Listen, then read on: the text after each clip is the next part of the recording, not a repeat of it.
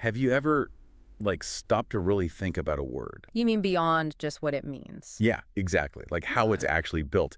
And why are some languages just full of these short, simple words, while others, seem to cram whole sentences into one huge word? That's a great question. Well, today we're diving deep into something called morphological typology. Which sounds a bit technical, maybe. It does. It's a mouthful.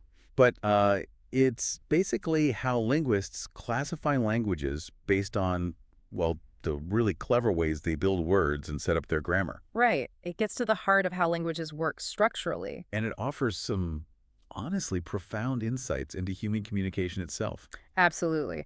And that's really our mission for this deep dive, isn't it? To explore that incredible variety in how languages handle morphology. We'll look at how linguists try to make sense of it all, categorize things, and importantly, figure out what these different strategies tell us about, well, the basic design of human language. And it's all coming straight from the fascinating material you provided us with. That's right. So stick with us, because by the end of this, you'll have a completely new way of looking at language. We're going to uncover some really surprising structures and give you a clear handle on this aspect of communication that, honestly, most people overlook, but it's so fundamental. Get ready for some real insights. Looking forward to it. Okay, so let's start right at the beginning. The foundational question. What is a word, actually? Yeah. It feels so obvious, right? It does, until you try to pin it down. Especially when you look across different languages. That intuition just kind of falls apart sometimes. It really does. It's one of those concepts that seems solid, but under the linguistic microscope. So give us an example. Okay, well, consider an Arabic word like hu-aisu. Now, that translates roughly to, so we provided you with water to drink. Wow. Okay. That's a whole phrase. It is. Yeah. Now, compare that to a famously long English word like anti-disestablishmentarianism. Right, the classic example. What's surprising is that if you break both down into their smallest bits of meaning, linguists call them morphemes, they actually have a pretty similar number, maybe 7 or 8 each. Get out. Really? So that Arabic word, that means a whole sentence, has roughly the same number of meaning units as that single super long English word. Roughly, yeah. It's quite something. So what does that tell us? What's the implication for how languages package meaning? Well, it tells us something really fundamental. There's just no universal blueprint, no single expectation for what a word should look like across all human languages. Okay. For you as an English speaker, one feels like a sentence, the other just the very long word. But underneath, structurally, they're both these complex bundles of meaning. So that non-universality. That's the key. That's the key insight, yeah. It really opens the door to understanding the incredible flexibility and diversity we see. It forces us to question our own assumptions about how language must work. That's a really powerful point. So if there's no single standard for wordness, how do languages go about building these units? I gather there are 2 main strategies.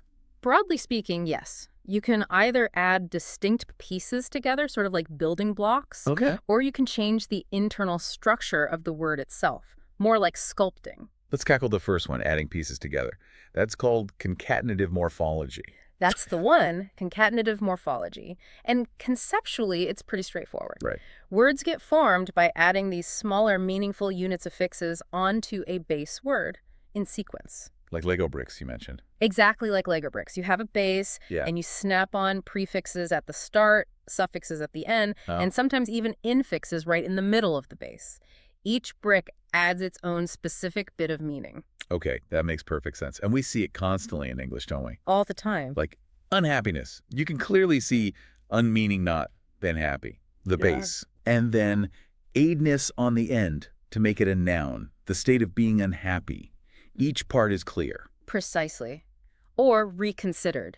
You've got again, consider as the base, and ed for past tense. You can almost peel them apart. Yeah, and it's not just English. You had that great Turkish example, evlerimde. Yes, evlerimde, perfect example. That breaks down how? So you have ev, which means house. Okay.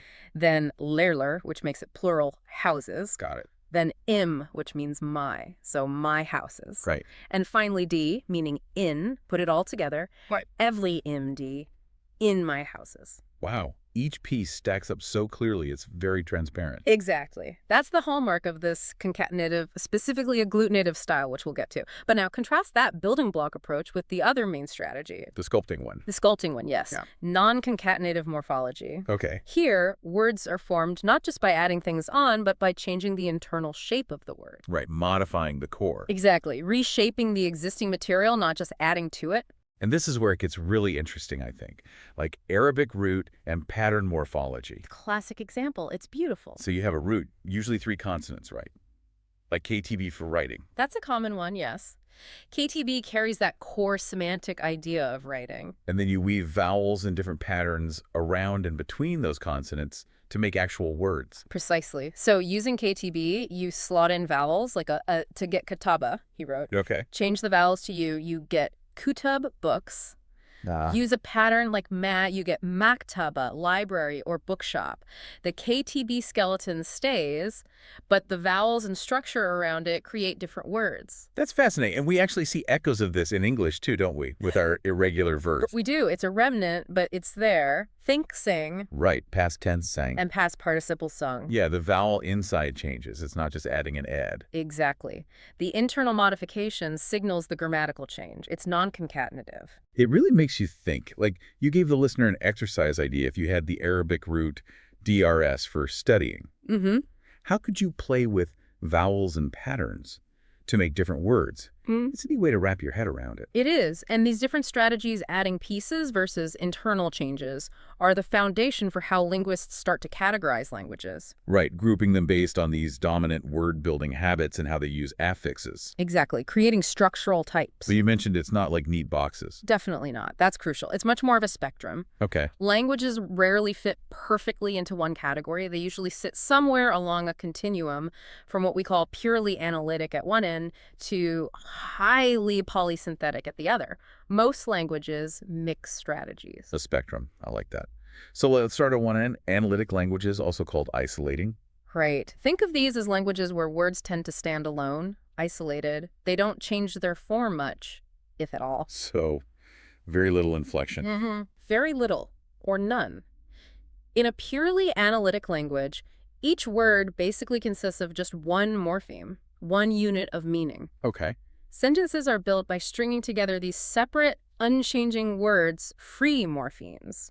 Grammar is shown mostly by word order and the use of separate function words, not by changing the words themselves. So no plural endings, no tense markers on verbs, that sort of thing. Generally, no inflectional morphology.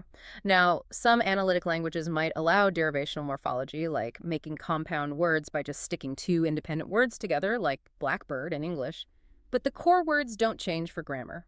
Can you give us an example? Vietnamese is a classic example. Take the noun dong ho. Okay. It means watch or clock, but it also means watches or clocks. It's the same word. The exact same word. There's no ice ending, no internal change for plural. So how do you say 2 watches? Yeah. You use other words. You'd add a numeral and something called a noun classifier before dong ho. The noun itself stays unchanged. Wow. So the words really are isolated. That makes sense. It does. It's a very efficient system in its own way. Okay, so that's the analytic end.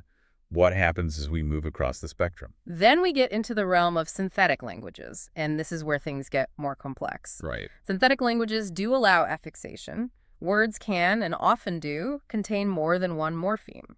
They make use of bound morphemes, those bits like ed or unlay, that can't stand alone. They have to be attached to a word. And you said this category isn't uniform. It branches out. Exactly. This is where it gets really interesting, as you said.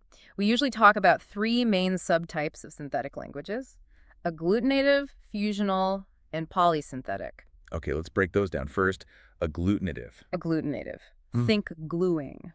The key feature here is that the morphemes within a word are usually easy to identify and separate. Like beads on a string. That's the classic analogy, beads on a string. Each morpheme typically represents one distinct piece of grammatical information, one bead, one meaning, and the boundaries between them are pretty clear. Like that Turkish example again. El remizin. Perfect.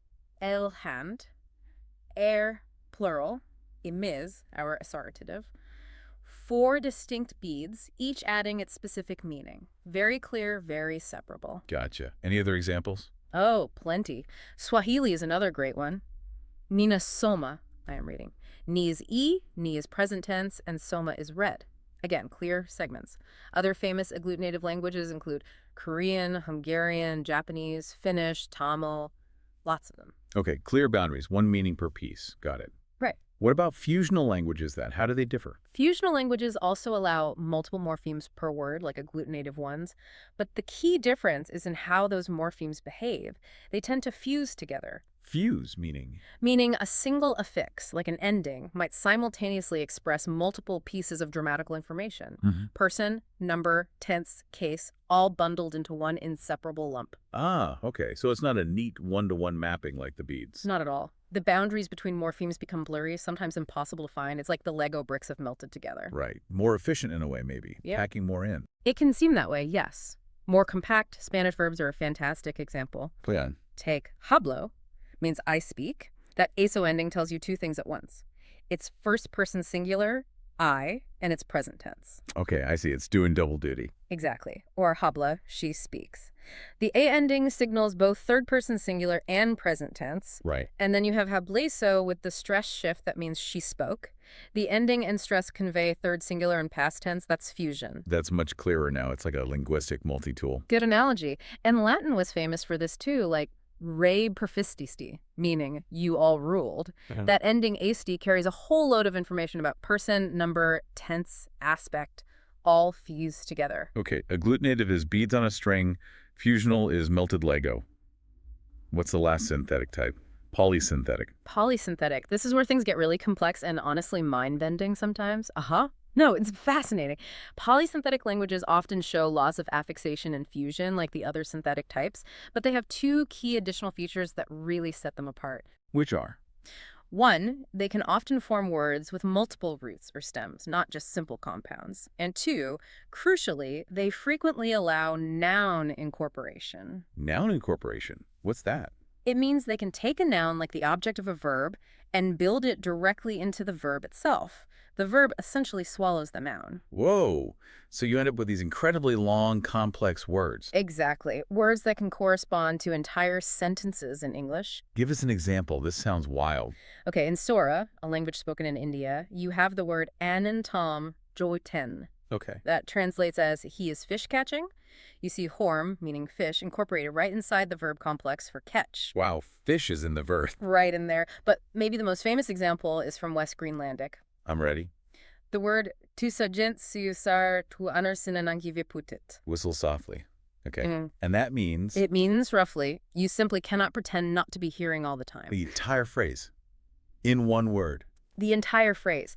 Packed into that single morphological structure, it showcases extreme agglutination, fusion, and complex derivational processes all at once. That is genuinely amazing. It completely stretches the idea of what a word can be. It really does. Many Native American languages, like Mohawk, Kanien'keya, are well-known examples of polysynthesis. Okay, wow. So we've got analytic, then synthetic, breaking into agglutinative, fusional, and polysynthetic. But you stress it's a spectrum. Absolutely critical to remember that. While these categories and examples are helpful, real languages are messy. Right. They rarely fit perfectly into just one box. Most languages show a mix of features. English is a prime example, as we'll see. So classification is often about tendencies, about dominant patterns, rather than rigid assignments. It's gradient. That makes sense. Language is alive, it changes, it borrows. So if we, or our listeners, encounter a language and want to get a feel for where it might sit on this spectrum, are there some key questions to ask? Yes, there are some good diagnostic questions you can use as a starting point. 3 main ones. Okay, what's the first? First, how many morphemes, how many units of meaning can typically show up in a single word? If it's usually just one, it leans analytical. Right. If it's often many, many morphemes packed together, it's definitely synthetic and likely towards the agglutinative or polysynthetic end. If it's typically a few, maybe 2 or 3, it could be any kind of synthetic, maybe leaning fusional. Okay, number of morphemes per word. What's number 2? Second, if the language does allow affixation, how easy is it to separate those morphemes? Is each piece of grammatical information generally tied to its own distinct separable affix? The bees on a string test. Exactly. Okay. If yes, it points towards agglutinated. If the meanings are bundled together and the boundaries are fuzzy or fused, Melted Lego. then it points strongly towards fusional. Makes sense. And the third question? Third, Does the language allow words to contain multiple roots? Specifically, does it feature things like noun incorporation, where nouns get embedded inside verbs? If the answer is yes, then it's very likely polysynthetic. Polysynthetic languages also usually score high on the first two questions as well. Lots of morphemes, often with significant fusion, too. Great. So count the morphemes, check their separability fusion, and look for multiple roots or noun incorporation. That's a really useful framework. It helps you start analyzing the structure, definitely. Okay, let's try putting it into practice. You've got some examples for us. First up, ancient Greek. Right. Examples like luo, I release, Mm-hmm. lui, you should release, and lu.itai, he's being released. Using those questions, where would we place it? Well, looking at those, each word seems to have only two main morphemes. The root, lu, release, and an ending. Okay, so not a huge number of morphemes. Right. But now apply question 2. Look at those endings. Oe, etai. Are they easily separable into distinct meanings? Probably not. Like you said with Spanish, that O probably means I and present tense and maybe active voice, all bundled together. Exactly. Each ending is a fusion of person, number, tense, mood, and voice information. So, based on that high degree of fusion in the affixes. It points to fusional. Classic fusional. Got it. Okay, next example. Aztecan. Mm-hmm. We have Nikita, meaning I it see or I see it, and Nikitak, I it see past or I saw it. What about this one? Okay, let's apply the questions. How many morphemes? Looks like 3 in the first, 4 in the second, so it's synthetic. Right. Now, question 2, are they separable? Can we see clear boundaries and meanings?